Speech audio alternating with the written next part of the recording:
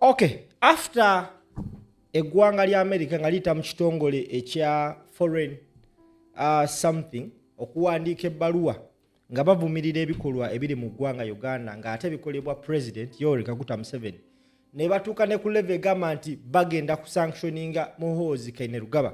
Yavuddeyo n'abategeeza nti bwe bamukuba sanction naye agenda kubanga abasanctioninga abyogera yaani ye Muhoozi. Now omu ku bantu b'enneesiga bategeera foreign policy amuyita Shama alina information gy'ayagala okukunnyonnyola ku mbeera eri wakati wa Robert Kyagulanyi Ssentamu ne Museveni kw'ossa ne mutabani we Muhoozi Kainerugaba. Let's watch this, come back after. I bet abali mu United Arab Emirates emmeri mulina okubanga mwagirabyeko gye bayita Abraham Lincoln. Abantu obanga oli mu Oman oyina emmeri gy'olabye bagita Bradford ani oba fo we bagiyita kuba emmeri eno yawerekeddwako emmeri endala ziri nnya era statement zigamba zitya Kamunei we are coming bamunonyeeko era naye agamba ali ready nga Madulo we yakyogeranga naye kiki ekigenda okukubya Kamunei yassa abantu n'abalala yabakutte agamba nti agenda kubatuga kakati bano bagenda okutuga bali over 884 baina yagambye agenda kubatuga. Donald Trump yamugambye ngenda bajjayo bonna nga balamu. Ati wetuli yamaze ddo mulumba ba stage nzedda. Madulo bamalawo omwezi gumu kati batandise okwesegula. Eri wa Madulo bavuddeyo baziwa nakugamba mu Africa ewaddako Uganda. Njiddamu Uganda. Ku buli continent balina gwe baagala okujjako. Buli we mulaba Vladimir Putin ng'ataddewo ennyindo ye omanya bajja. Buli we mulaba Samia Suluhu Hassan yabba akalulu. Mwalabako Putin nga congratulating Samia Suluhu Hassan. Mwawulirako Vladimir Putin nga congratulating Samia Suluhu Hassan. Paul Biya yabba akalulu. Mwalabako Putin nga mu congratulating. Mwamulirako owe Guinea yabya akalulu junta waayo. Mwamulabyeko Vladimir Putin nga amu congratulating. Lwaki Vladimir Putin ya congratulating ze Museveni of all people. Nakugambe olutalo luno baluyita de-dollarization. Oshegera tasobola kolaki kumalako nakyo nkugambye mu Uganda waliwo teeke ebbiri ojazi mpencha waliwo teeke ebbiri mu Uganda wano wabula ne ku international scene waliwo teeke 3 zonna ngenda ziba nnyonnyola naye ekintu kino kino nkibalayirya senga 3 zonna ziggwayo muna Uganda ogenda kusituka nga terya kutteko nkiddamu zonna 3 senga ziggwayo avenues zetugenda ezibeera mu kino ekintu kibayita human rights ogenda kusituka zino ze zasitudde abe Iran nga bagamba ekimala abe Iran bulijjo bakimanyi nti bali bulungi abe Iran batuuse ne beekyawa ne bagamba kati tugende ekijja kijje abe Sudan bakikola bwe babatuusaawo basituka ng'omusajja ayongezza omugaati we tugenda. Mark my words mugenda kulaba ebintu bino. Kino ekintu kye muliko nti kati musituke bana Uganda mukole. This is an introduction gye muliko. Temunalaba ku action. Nabagambe abali ebweru kati essaawa eno mwe mutaasa Uganda abali ebweru. Musituke raise up. Because in Uganda people cannot raise up due to the military occupation eriwo. Wabula senga mupika foreign policies zino ne muzipika. These policies are going to react in Uganda. Zigenda ku reactinga. Kakati katugende ku take B. Kantandike ne international ezigenda okukolebwa senga musituka ne mulemezamu international ekintu ekisooka 1 America ina tulu 3 esooka tulina omusango mu International Criminal Court. Robert Amsterdam ebbanga nalyo lyabadde yekwese yakomyewo. Robert Amsterdam oba tonnamulabako wuno manyi njagala nnyo nkulaga revolution eno gwaweddemu amaanyi nkugambe gwamanyi amaanyi gakuweddemu ku ddiiru ki. We are just beginning Gogama.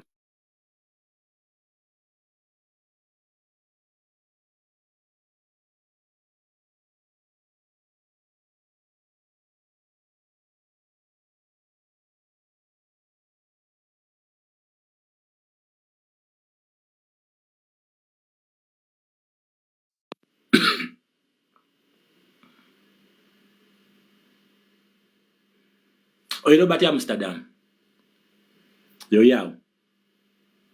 Oyo bamuyita Robert Amsterdam. Wano waliwo akatukweseemu akanamba kano. Oyo Robert Amsterdam akomyewo mu phase 2. Akomyewo mu phase 2. Ono omulabo oyo musajja. Ntekawo emitwalo 10. Oyo musajja abanga si yajjako Gaddafi. Tekawo sente emitwalo 10. Siinamu. Naye nja zisonda nzikuwe. Oyo musajja abanga si yajjako Gaddafi. Then obo mpangudde. Akomyewo. Akugambye atya. An attack on people. Awo kyenjaga tujjemu ekyo kitegeeza human rights. Eyo stage gye twagenzeemu. Eyo ye stage gye twagenzeemu ya human rights. Kasita ulyanga boogera ku bantu. Otegeera stage gye tugenzeeko ya human rights. Eyo stage gye twagenzeeko. Twavudde mu byakalulu. Nti omuntu ogenda kusalawo katuze mu byakutulugunya abantu. Then wano mu kutulugunya abantu. Asi agenda okumujjako. Tajja kumujjako bana Uganda. Ngaye bajjanga Robert Amsterdam alina kye yakola ekyasitula bannansi ba Libya. Wano ekintu kye tulina twagala kusitula bantu. Ne bagenda kusituka batya. Ugambe ziri take 3. Kati katumenyeemu kwemu. Muna Uganda wetegeke wano we tugenda. Esooka bagita economic sanction. Kidamu Uganda egenda kuwa sanction kulwa human rights. Nenga tetunagenda wala nnyo. Kansoke nkulage nti ono yamenye democratic principle gye mutagenda kuddamu kuulira. Kono omukazi abasinga mwamutambuza nnyo.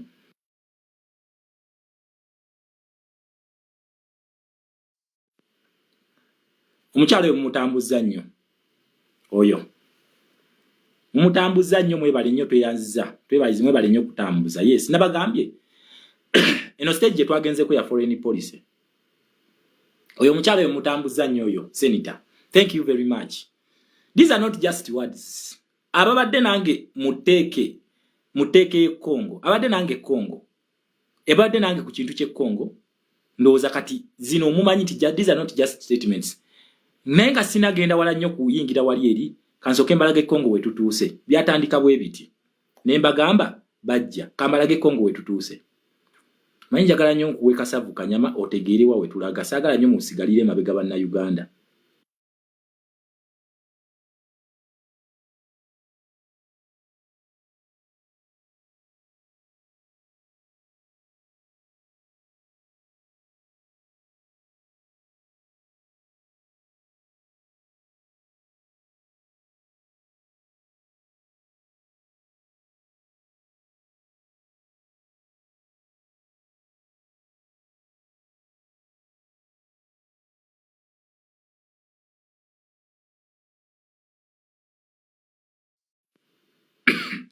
Njagala tunuulire Congo.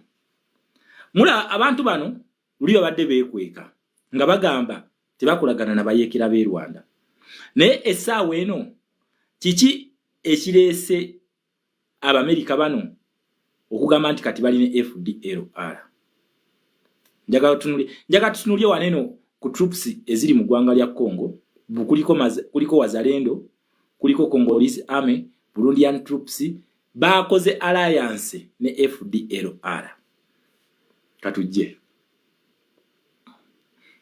Bakoze alliance tebakyekweka kati. Bakugamba batambulira wamu ne FDLR. Nabagamba FDLR kekana akabinja abadda mu government y'e Rwanda. Kati ono combination gyakoze kati nayo takyagikweka. Otegeera? Takyagikweka. Kati bagitaddeko bagamba tujja nabo. Ne nakugamba nti already a statement bagifulumiza nga maze okuwamba Uvira. Era nga bebaza FDLR okubakwatirako okuwamba Uvira. Uvira bagiwambye. Zatandikanga statement zino. Abajja omu followinga nange nga mutambula nange. Okitegera? Abajja mutambula nange. Zatandikanga statement weziti. Kakati olunaku olwaleero waliwo omusajja afa. Bafa pressure. Era kati beeyawuddemu. Bali Abakongo bagala kuddayo waabwe. Bagamba katubite. Okitegera katubite. Wabula banata abatali Bakongo bagamba tulwane paka ku muntu asembayo. Olede ekibinja kye yawuddemu. Oluvanyuma lw'okubakuba ne babajja mu Uvira. Okitegera? Ne babajja mu Uvira. Babakubye ne babajjawo. Kati babajjeewo essaawa eno olutalo lusinga luli mu Masisi, luli Walikale we luli. Okitegera? Ne kasita bamala okutwala Walikale ono bagenda kuyingira Bukavu. Bukavu kye kitundu ekiddako. Kati senga bayingira Bukavu definitely tubeera tuyingidde Rwanda. FDLR teyina interest mu ggwanga lya Congo, terinayo. erina interest mu ggwanga lya Rwanda.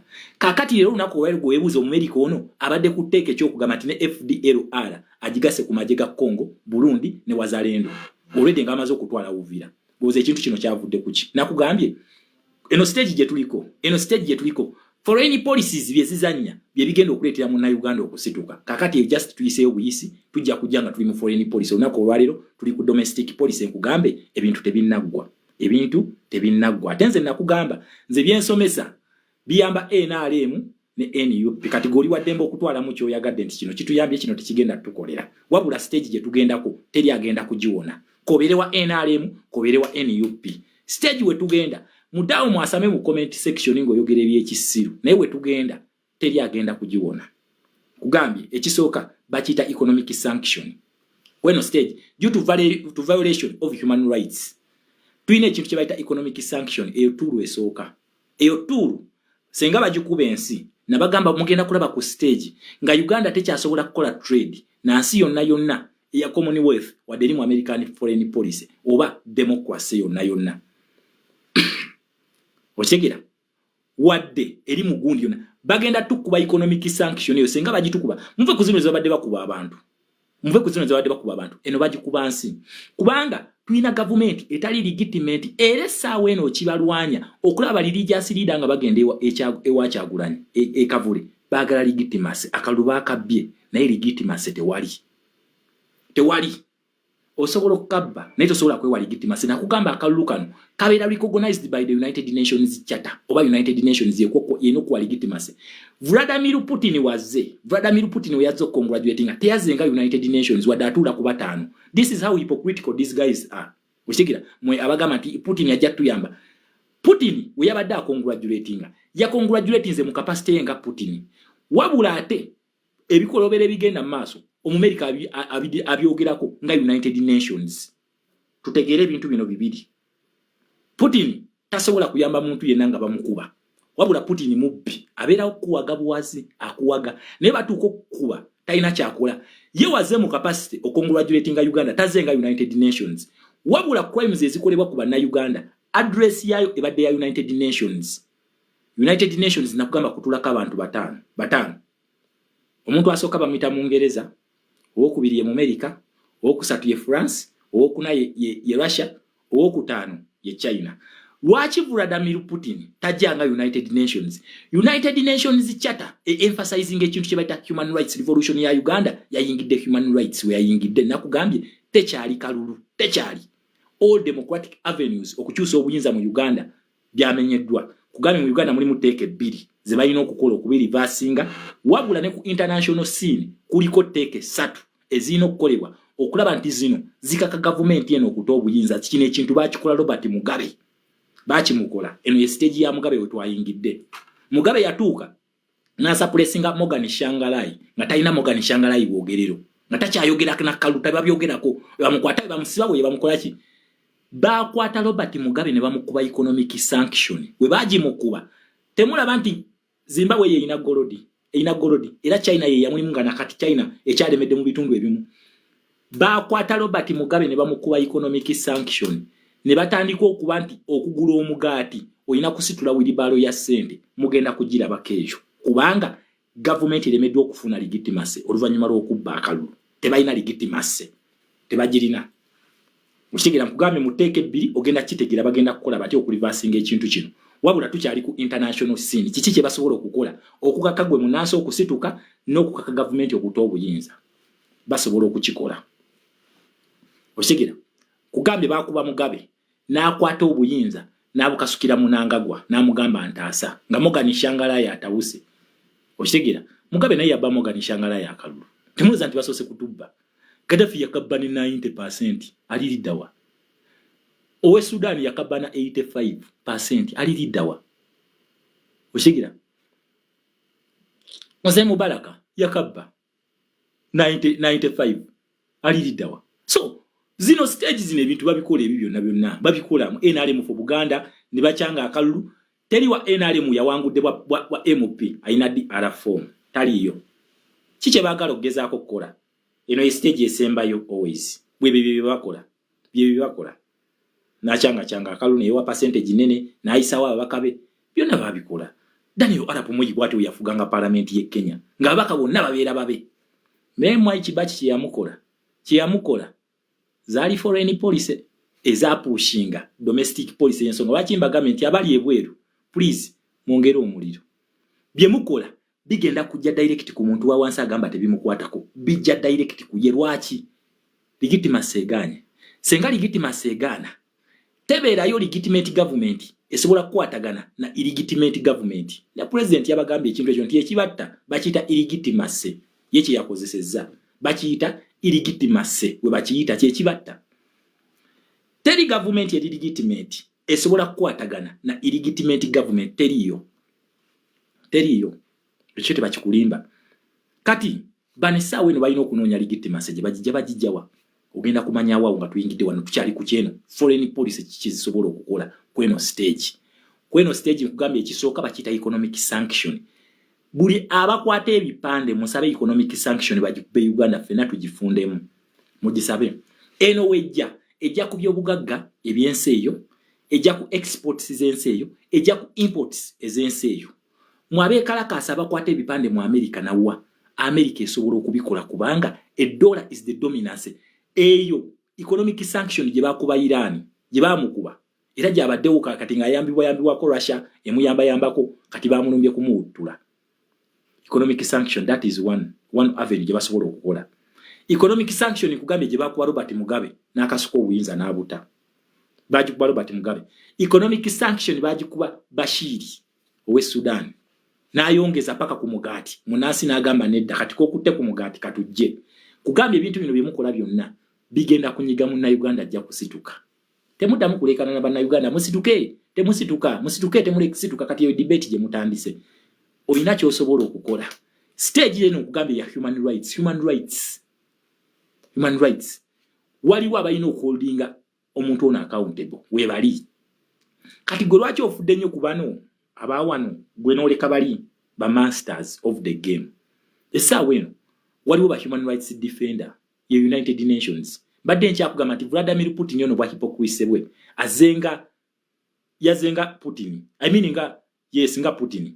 Na congratulating ngani Museveni. Putin ajidde mu capacity ye patroni wa kabinja kanamu ono mwali chairman ye capacity jajiddemu. Wabula tazenga United Nations kubanga akimanyi nti waliyo United Nations charter. Bana abantu nakugamba bo tebasobola genda against these things, tebasobola. Kati yagamaze na mu congratulating zengo omuntu sayise mu charter. Wabula ate baleno gundi ze bateekawo kati warning ezitandise bagamba crimes against humanity, that is the United Nations charter. America mweyitira ye foreign policy yayo yeri jembalaze atike ku Uganda democracy yawedde kate kyali bya democracy ono yabiganye kati tulina human rights yo kaje tulina nakugaye democracy y'olutalo. Ero liyo mukazi akugaye nti Uganda should be held accountable for undermining a democratic principle ya America. Ate tetujingidde ku mulembe gwa Museveni twajingira ng'ennaku z'omwezi 19 omwezi gwa October omwaka gwa 1962 we twajingirira okuva ku olwekola era bangi beekozeeko bangi. The Royal Charter twajingira mwaka gwa 1994 we twajingirira okuva ku olere ina bangi beekozeeko yatandikira kuba kabaka ne jawula kye tugenda okukola tuina kujipika mwabali ebwe mwe mwina okujipika wona ajipika bigenda kujja direct kubanga senga batukuba economic sanction ona ino kufuna ebituli wakolera gapo olaba batukuba buno obwagowa ne batugoba mwagowa ne batugoba mwa IMF nolabanga apapala ne senga banatukuba sanction nga teri insekirizibwa kola trade na Uganda oza kigenda kubeera kitya ukakasa muna Uganda ali wanagama nti bimukwata kota ajja kusituka agenda kweri enkuta kabere wa NRM kabere wa NUP kabere wa PFF ajja kusituka just mbasabe ebipande bye mukwata musabe economic sanction on Uganda mugisabe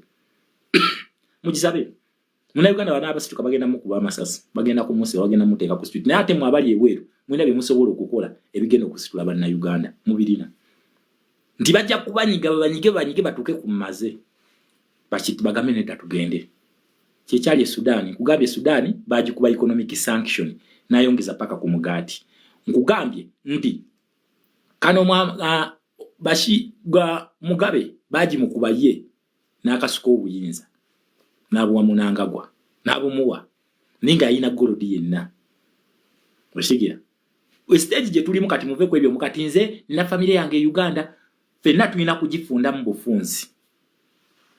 Kufundawo bufunzi tetulina okukola. Kugifundamu.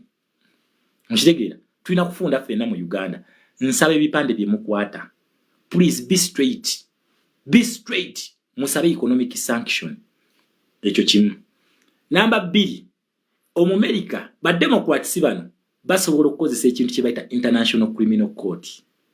International Criminal Court. Nkugambe balina teeke 3 bano ze basobola okukozesa. Dr. Nico respect. Ne banna Uganda abawerekeddeko Dr. Nico mu ICC. Ne muteekayo ekigundi ekyo. International Criminal Court yetu inayo omusango gwa already bagu receiving adda guli ku table. Wabula pressure gye munaateekawo ng'essaawa eno Robert Amsterdam akomyewo ne Jeffrey namuwulidde naye akomyewo baagala kupushinga bintu bino. Basobola okupushinga ICC n'eryoka ekuba jje n'omu ku wano mu Uganda. President yabagamba nti bano bagenda kubeera held accountable omu ku omu. Mwongere okupika ICC eno. ICC activating a Rome Statute. Uganda is a signatory to the Rome Statute. Uganda is not a lost island. It is isolated from others. No, we are a global village. Bino, bibogera mutitugenda kukkiriza international intervention nga Maduro we yagana. Nga Maduro yabigana. Nga kano mama Gaddafi we yabigana. These statements bazikola nga batidde batuuse ku stage ey'okutya. Waliwo obusimu obukubeeyo mu ndeeyo. Waliwo obusimu bwe babakubira mu bwe mutannamanya. Obajja nga tetugenda kukkiriza kwe Trump nze tomanyiira. Obusimu babukubira. Naye nakugamba these are just words bazogeramu ne baziteeka mu media nenga tebalina kye basobola kukola lwaki chatters zino nkulu nnyo n'okusinga bo. Kugambye ba Democrats bano bakyalina ttulu ya ICC bagirina. Je n'omu ku omu ne bamunona wano. Ne bamunona ate nga basobola okumunona wano nga bamwagadde. Bamugamba mutuwe tukuwadde ennaku bweziti. Okiga tukuwadde ennaku bweziti. Senga agaana bo bamwenonera. Nkiddamu bamwenonera ne bamutwala. These are crimes against humanity. One of the guiding principles of the American foreign policy. Uganda gye yasayiningako mu ennaku z'omwezi 19 omwezi gwa October omwaka gwa 1962. Museveni n'agisayininga mu mwaka gwa 1987 under Reagan yali president wa United States of America. Era sente zonna okuba nti America the biggest funder wezibadde ziyita. So, mwina bingi ebyokukola abali ebweru. Bingi nnyo ebyokukola n'okusinga abali e Uganda. Kuba kati mwena amaaso mugatadde Uganda. Lwaki temusituka? Mugende musituke. Tebajja. Kubanga they are living in fear. Naye ate waliwo ekisobola okubajja mu fear omuntu n'atuuka n'agamba nti kati mmaze. Then the last tool is bagita direct intervention. Kiddamu. Bagita direct intervention. Nga bayita mu United Nations Charter. Bayina ekintu kye bayita direct intervention. Mu ggwanga lya Democratic Republic of Congo waliyo ekintu kye bayita direct intervention gyeri. Kiddamu. Mu ggwanga lya Democratic Republic of Congo ekintu ekigenda mu maaso bakiyita direct intervention kyekiriyo. Baatuuka ne bakola accords ez'emirembe ne bazikola. Waliwo Rwanda ne Nairobi ezaali za Africa ne bigaana. Ne baleeta Doha Accord. Eno yali Doha. Yasooka mu Paul Kagame ne Felix Tshisekedi. Wabula nga mulimu hypocrisy egirimu ne bagamba nedda katukuleetinga